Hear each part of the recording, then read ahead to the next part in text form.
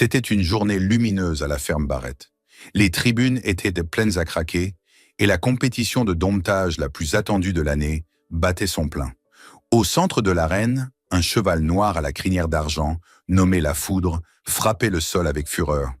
Ses sabots faisaient jaillir la poussière dans toutes les directions, comme s'il voulait effacer la trace de ceux qui osaient l'affronter. Personne ne pouvait s'approcher sans être violemment projeté à terre.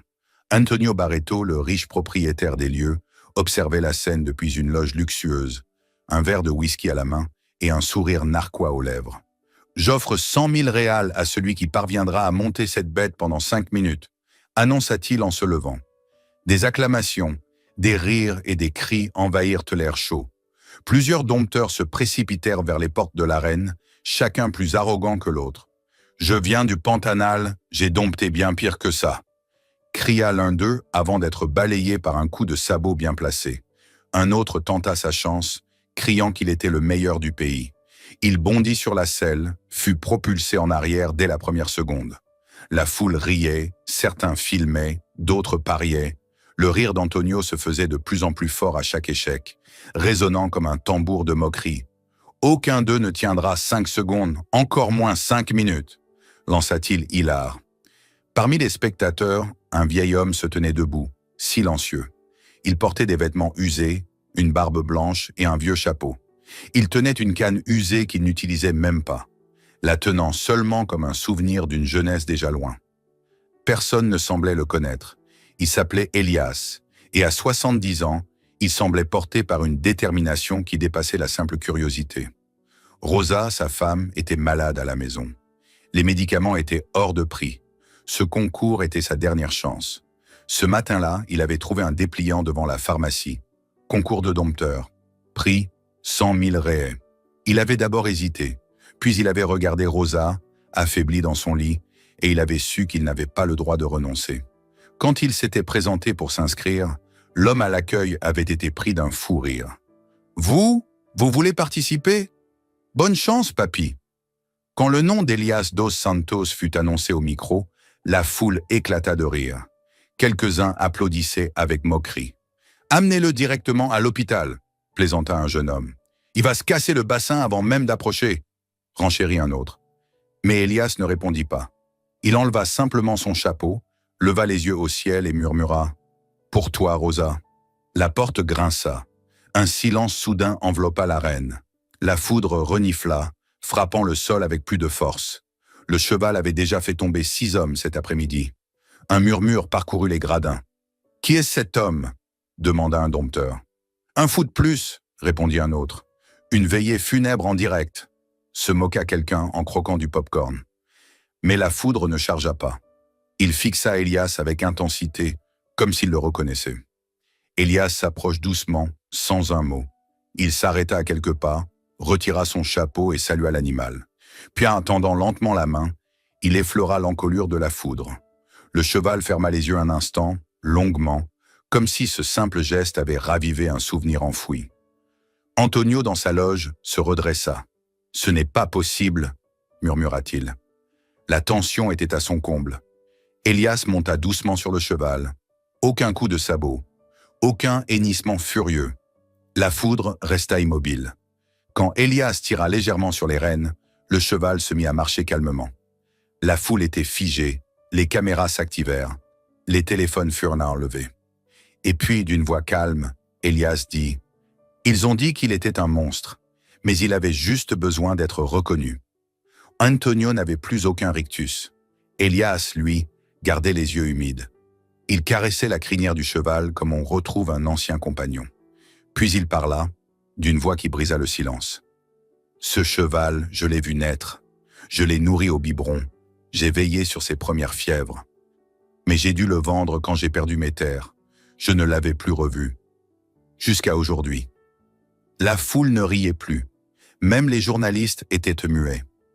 Antonio, blême, réalisait qu'il avait acheté ce cheval sans jamais s'intéresser à son histoire. Il avait vu un animal. Elias voyait un lien. Les anciens dompteurs, ceux-là même qui ricanaient plus tôt, baissaient maintenant les yeux, mal à l'aise. Quand Elias descendit, les jambes tremblantes, la foudre se tint à ses côtés comme un protecteur. Il marcha jusqu'au centre de l'arène, où un homme l'attendait avec l'enveloppe contenant le prix. Elias la prit, leva les yeux et dit « Ce n'est pas pour l'argent, c'est pour Rosa. » Et dans ce moment suspendu, chacun comprit qu'il était venu pour quelque chose de plus grand. La première révolution ne fut pas dans le domptage, mais dans les cœurs. Elias marche lentement, tenant l'enveloppe comme si elle pesait bien plus que de simples billets. La foudre marchait à ses côtés, paisible, comme un vieil ami revenu d'entre les souvenirs. Personne n'osa les arrêter. Il franchit les grilles de l'arène comme on sort d'un rêve. En route vers sa maison, il ne croisait que des visages médusés. Certains spectateurs s'étaient mis à le suivre en silence, d'autres l'observèrent de loin, trop émus pour parler. Un enfant tira timidement sur la manche de sa mère. « Maman, c'était un magicien !» Quand il arriva devant la petite maison de bois où il vivait depuis des décennies, la porte grinça comme toujours. Rosa était là, allongée sur le lit, la peau pâle, les yeux cernés, affaiblie par les jours sans soin.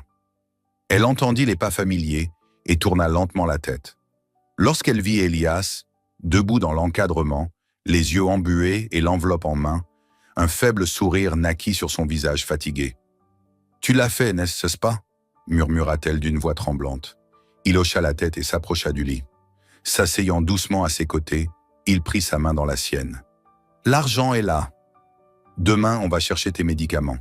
On trouvera un moyen, ensemble, comme toujours. » Elle ferma les yeux, et pour la première fois depuis longtemps, elle dormit en paix. Elias resta là, à la regarder, oubliant le tumulte de la journée, oubliant la fatigue, oubliant même qu'il était vieux. Tout ce qui comptait, c'était cette main dans la sienne, cette respiration calme, ce silence réconfortant. Dans ce moment suspendu, il sentit que tout valait la peine. Les blessures du passé, les pertes, les humiliations. Tout prenait sens. Dans la cour, la foudre tournait lentement, inspectant les lieux. Puis il s'étendit sous un arbre, comme s'il retrouvait enfin sa place dans le monde. Il ne hennit pas, ne chercha pas à s'enfuir. Il restait immobile comme une sentinelle. Le lendemain, Elias acheta les médicaments. Le pharmacien, qui avait entendu l'histoire, refusa d'être payé. « Ce que vous avez fait nous a appris plus que n'importe quel remède », dit-il, les larmes aux yeux. Les nouvelles se répandirent vite. Les journaux parlèrent du dernier dompteur. Les images de l'homme et du cheval firent le tour des réseaux sociaux. Des vidéos circulaient partout. Certaines atteignaient des millions de vues. On venait frapper à sa porte pour le remercier, s'excuser ou simplement pour voir de leurs propres yeux. Elias ne cherchait ni gloire ni revanche. Il ne gardait aucune rancune. Il savait que le monde était dur avec ceux qui paraissaient faibles. Il accueillait chacun avec le même regard bienveillant, la même patience silencieuse. Chaque jour, Rosa allait un peu mieux. Ses joues reprenaient des couleurs. Elias, lui, souriait plus souvent.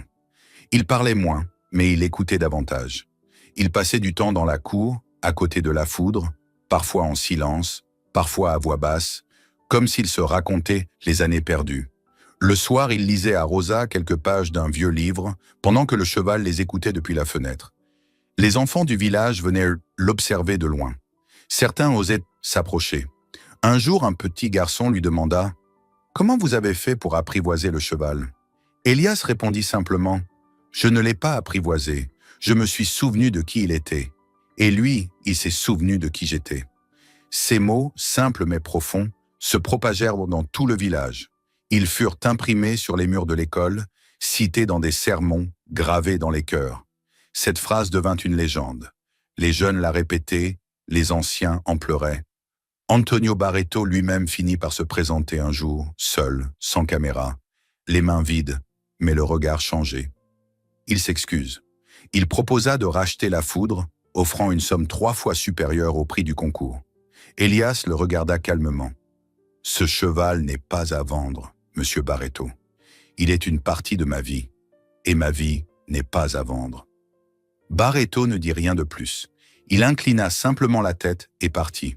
Ce jour-là, Rosa buvait un café à la table de la cuisine, les mains encore un peu tremblantes, mais le regard vif. La paix était revenue dans leur maison. Et pour ceux qui avaient tant combattu, cette paix était déjà une victoire immense. Dans le village, on ne parlait que de cela.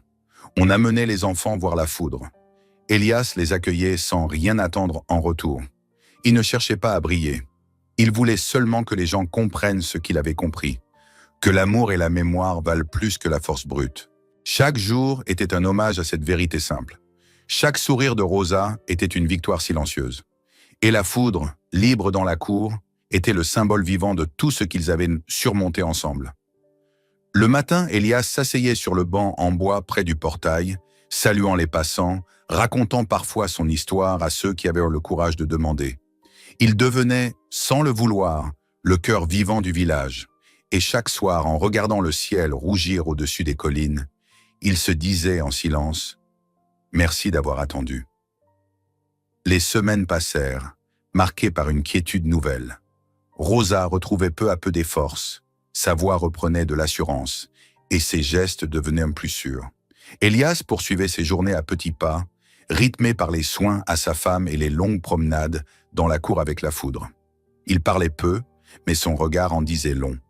Il portait en lui la sérénité de ceux qui ont traversé les tempêtes et trouvé la paix au bout du chemin. Un matin, alors qu'il cueillait quelques herbes médicinales derrière la maison, il aperçut un groupe d'enfants accoudés à la clôture. Parmi eux, un garçon s'avança timidement. Elias lui fit signe d'approcher. Le petit s'assit sur la marche en bois, près de lui. « Est-ce que la foudre est magique ?» demanda-t-il. Elias sourit. « Il est ce que tu vois en lui. Si tu vois de la magie, alors il l'est. » Dans les jours qui suivirent, de plus en plus de visiteurs se présentèrent. Des journalistes, des étudiants, des rêveurs. Certains voulaient simplement écouter Elias parler. D'autres venaient pour voir le cheval. Aucun ne repartait indemne. Il ne donnait pas de leçons, ne cherchait pas à enseigner. Il partageait seulement. Une mémoire, une émotion, un regard. Et cela suffisait. L'école du village l'invita un jour à raconter son histoire aux élèves. Elias hésita. Il pensait ne rien avoir d'important à dire, mais il accepta. Le jour venu, il entra dans la petite salle de classe, le vieux chapeau à la main, et posa sur la table une photo d'un poulain, tout juste né. « C'est lui », dit-il simplement. Il raconta alors l'histoire du poulain, de l'homme, de la terre vendue, du temps qui passe. Quand il eut fini, le silence était total. Un garçon leva la main. « Est-ce que vous vous êtes senti trop vieux pour essayer ?» Elias répondit avec douceur. « Tous les jours. Mais l'amour nous donne de la force là où il n'y a que fatigue. » Cette phrase, elle aussi, circula. Des jeunes commencèrent à l'écrire dans leurs cahiers. Des adultes la répétaient au coin du feu. Elle devint un mantra discret, un écho d'espoir dans ce petit monde rural. Elias, lui, continuait de vivre simplement. Il aidait les voisins, réparait des clôtures, soignait les animaux. La foudre le suivait partout, comme une ombre silencieuse. Un après-midi, alors que le soleil déclinait, Elias s'assit sur une souche d'arbre près de l'enclos. La foudre s'approcha et posa doucement sa tête sur l'épaule du vieil homme. Ils restèrent ainsi, sans parler, respirant au même rythme. Elias murmura « Si je pars avant toi, veille sur elle pour moi. » Le cheval ne bougea pas, mais un frémissement parcourut sa crinière. Il comprenait. Les mois passèrent. Le corps d'Elias devint plus lent, ses gestes plus mesurés, mais son esprit, lui, semblait rajeunir. Il riait plus souvent, racontait des anecdotes oubliées.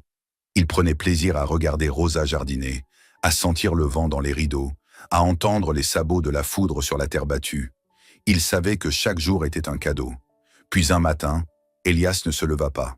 Il était là, allongé paisiblement, un sourire discret sur le visage, une rose séchée posée sur sa poitrine.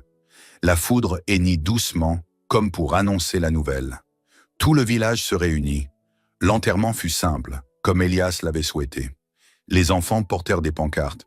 Les héros vieillissent aussi. Des jeunes tenaient des fleurs. Les anciens pleuraient. La scène la plus marquante fut celle de la foudre. Il resta près du cercueil tout le temps de la cérémonie. Silencieux, digne, figé. Il semblait devenu de pierre. Après l'adieu, personne ne chercha à le monter à nouveau. Il vécut libre, dans les champs autour de la maison.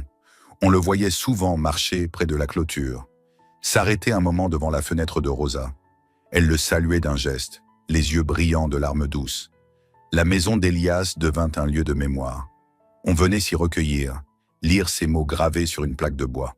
Ce souvenir s'est apprivoisé le temps, et chacun repartait avec quelque chose de changé. La légende du vieil homme qui avait dompté le cœur d'un cheval et celui d'un village entier était née.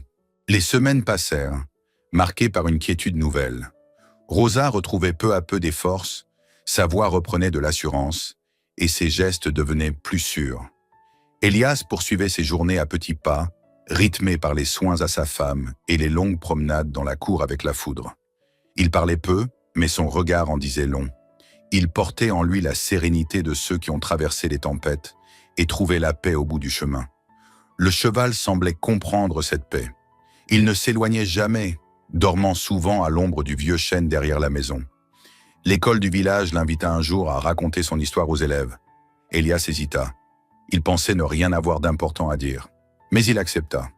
Le jour venu, il entra dans la petite salle de classe, le vieux chapeau à la main, et posa sur la table une photo d'un poulain tout juste né. « C'est lui », dit-il simplement.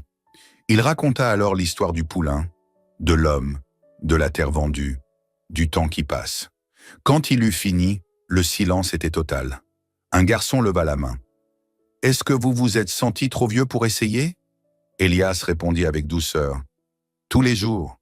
Mais l'amour nous donne de la force là où il n'y a que fatigue. » Cette phrase, elle aussi, circula. Des jeunes commencèrent à l'écrire dans leurs cahiers. Des adultes la répétaient au coin du feu. Elle devint un mantra discret. Elias, lui, continuait de vivre simplement. Il aidait les voisins, réparait des clôtures, soignait les animaux. La foudre le suivait partout, comme une ombre silencieuse. Certains habitants disaient que le cheval n'avait plus besoin de licol ni de barrière. Il restait parce qu'il avait choisi de rester. Le lien entre eux était si évident que personne n'osait plus en douter. On les voyait parfois marcher ensemble jusqu'au bord de la rivière, sans un mot, unis comme deux anciens compagnons de guerre.